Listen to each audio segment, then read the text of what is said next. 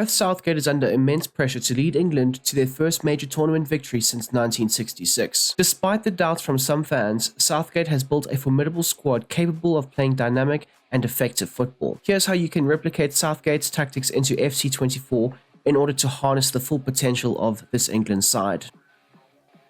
Gareth Southgate has preferred to use the 4-2-3-1 system and shape. This will look to try and maximize the mercurial talents of Jude Bellingham, Harry Kane, Trent Alexander-Arnold, and let's not forget Phil Foden and Bukayo Saka in the wings. This formation is designed to control possession, create goal-scoring opportunities, and maintain defensive stability, whilst also allowing the side to have a bit more of a direct attacking style of play, and this is all done without having to shift and change the natural shape of the side.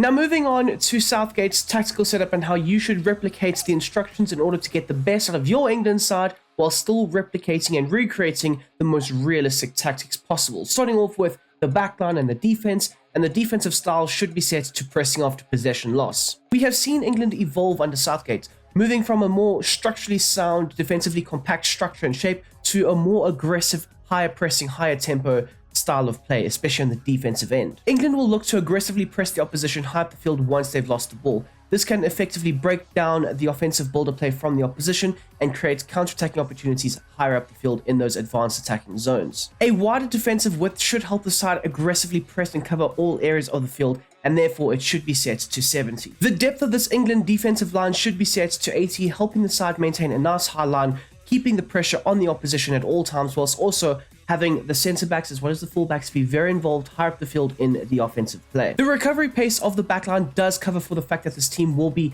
in those more higher advanced areas of the field. The likes of Mark Guehi, Stones, and of course Kyle Walker can all look to try and minimize the attacking threats in behind at all times in case there has been a counter-attack launched from the opposition. Onto England's offensive setup, and the build-up play should be set to slow build-up. Of course, the side will look to dominate and dictate the tempo of the game at all times. They'll also effectively look to build up from the back, having the likes of Jordan Pickford combining quite nicely and quite well with the centre-backs playing those short passes into the back line where they'll look to progress the ball further forward and look to set the tempo of the game, establishing that good offensive platform. Of course, there will always be exceptions to the rule, and this England side can effectively look to shift gears and become a more counter-attacking transition-based side with their more direct approach if needed. So if the opposition have left gaps in their backline and they are looking to get back and they aren't getting back in time, the likes of Bukayo Saka, Phil Foden, Jude Bellingham, and let's not forget Harry Kane can effectively be a more direct attacking front four and look to break in behind a bit better with the attacking outlet. So it doesn't necessarily always have to be slow passes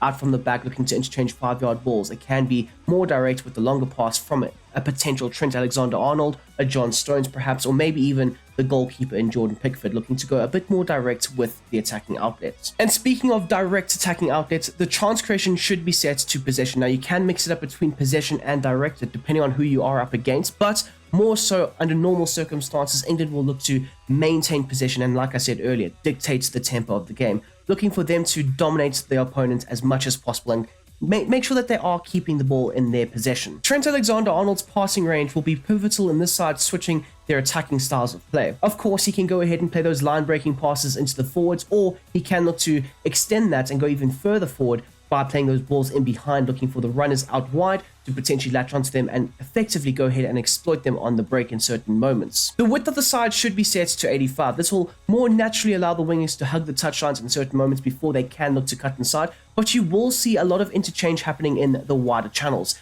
The likes of Trent, Kyle Walker, as well as, the likes of Luke Shaw or maybe even a Kieran Trippier will look to effectively operate in the wider spaces, whipping in crosses and cutbacks for the attackers in the box. And speaking of which, the attackers in the box should be set to 5. A nice balanced approach will help maintain the pressure on the edge of the area, looking to rotate the ball or even just recover the secondary opportunities and to have a decent supply of attackers in the attacking zone. And then finally, the corners and the free kicks should be set to 4. Okay, my dude, so taking a look at the individual play instructions that Gareth Southgate will give to his side in order to successfully replicate their role, starting off at the back with the goalkeeper, as for always, and that is Jordan Pickford being set to a sweeper keeper. More naturally, with a high line, you do need a goalkeeper who is a bit more proactive and reactive and off of his line in order to try and minimize the attacking threats from the opposition. The goalkeeper will also be in charge in initiating the build-up play from the back, looking to invite the press and the pressure whilst also maintaining the calmness and stability in order to play through that press and pressure and establish that first phase build-up play. The role of both John Stones and Mark Guehi will be set to the same instructions, and that is conservative interceptions. You want at least your two centre-backs to try and maintain the defensive line at the back, but both of these defenders will be also intrinsic in the build-up play, and especially in that first phase, alongside the likes of a Trent Alexander-Arnold as well as a Declan Rice, but we will get to their instructions soon enough. The most important thing is your centre-backs need to be calm and confident on the ball so that they can play those line-breaking passes or even those longer passes into the forwards. The role of both Trippier, or it could be Luke Shaw, depending on who you might favour. Of course, for the time being, Shaw is out and Trippier does start. Both the likes of Trippier and Kyle Walker will be set to join the attack and overlap. Southgate does like his fullbacks overlapping, providing quality crossing opportunities from those wider areas and trying to supply the forwards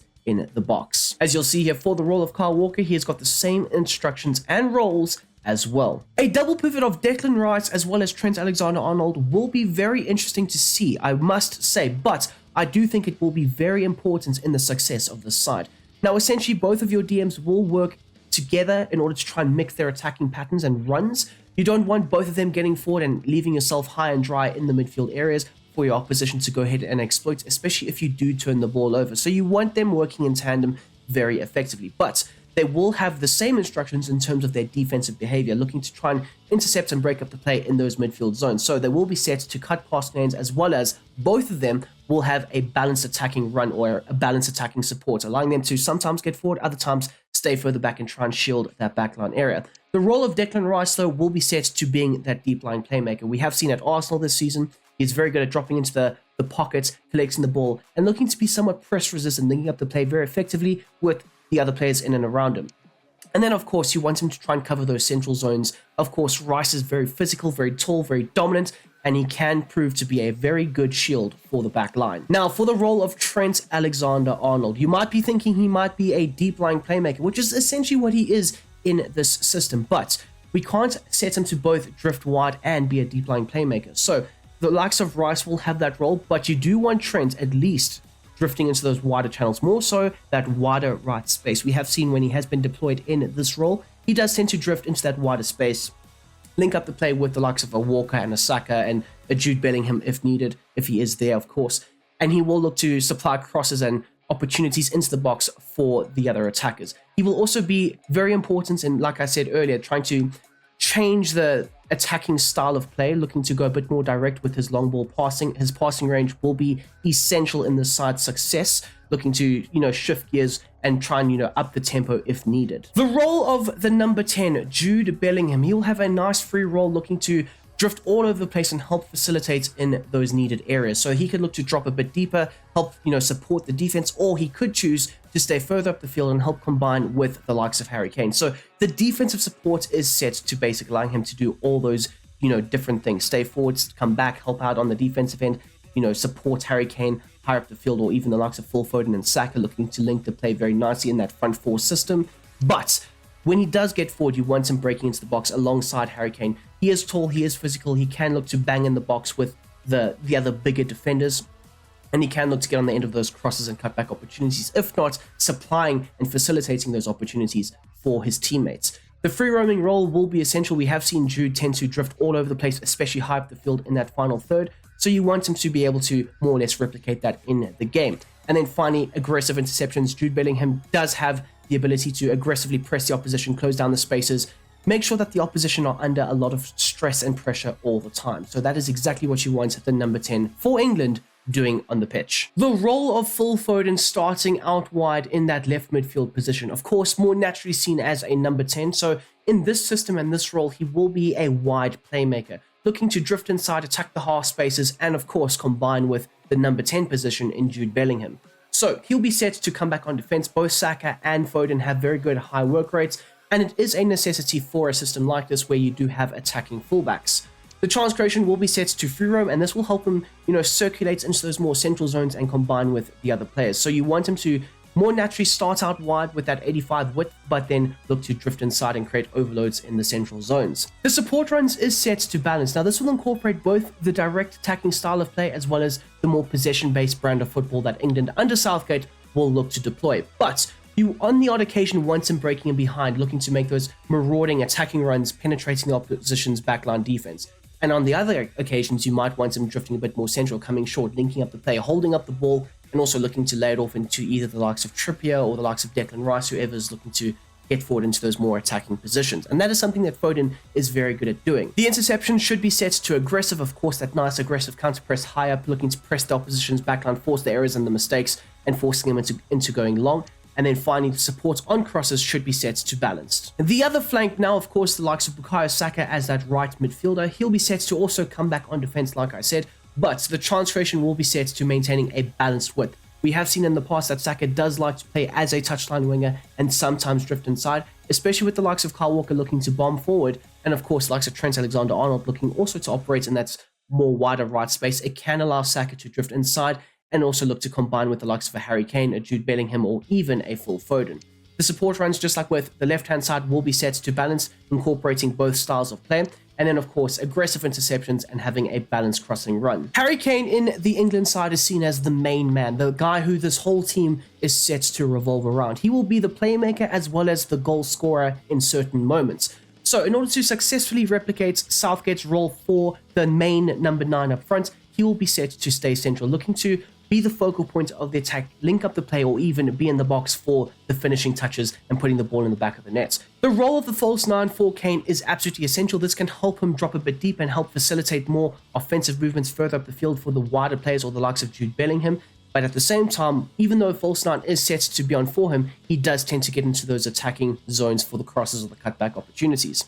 The interception should be set to normal, and then of course you want him to come back on defense, and this essentially will help him drop into the shape and help protect the side, but drop a bit deeper and get on the ball and look to facilitate offensive movements. And there you go, people. That is how I would implement and replicate successfully Gareth Southgate's England 2024 Euros tactics into FC24. Of course, as always, if you are new to the channel, hit that big red subscription button. We do tend to make tactics on a daily basis, as well as smash that like button. Please, people, that would be absolutely fantastic. We are on the road to 10,000 subscribers, so the sooner we can get there, the closer I will be to heaven at this point. I don't know. But if you are new and you do like the content, please do subscribe. We also have a Discord server where we chat everything football. We talk about FC24, the tactics and all that good stuff. Some people even share their tactics on the Discord. So if you are interested in that, the link will be down below in the description for you to go ahead and click and join, and I would welcome you with open arms. So go ahead and do that if you would like to. For the rating of these tactics, I would give it a 7 out of 10. I think it does, have that nice fluidity at times. You do tend to, control the phases of play, but the attacking outlets does tend to stagnate in certain moments, which you could say and argue is a very realistic Gareth Southgate thing to do. Have a very stagnant offensive system where you're just rotating the ball for the sake of doing it. Essentially, that is what you will be doing with these tactics at times, but you do tend to score some really cool goals. I will say that there's some really solid combination plays, the likes of Trent in that midfield role, spraying those balls out wide, looking to effectively exploit the opposition. It does tend to work quite nicely.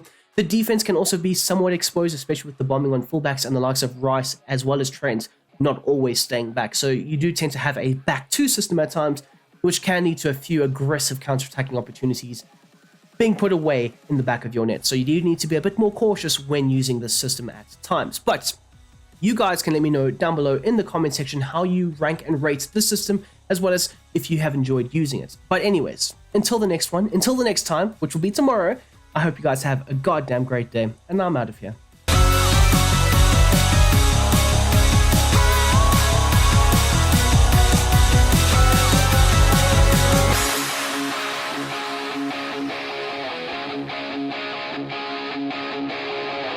What you wanna be, no others wanna see me. What you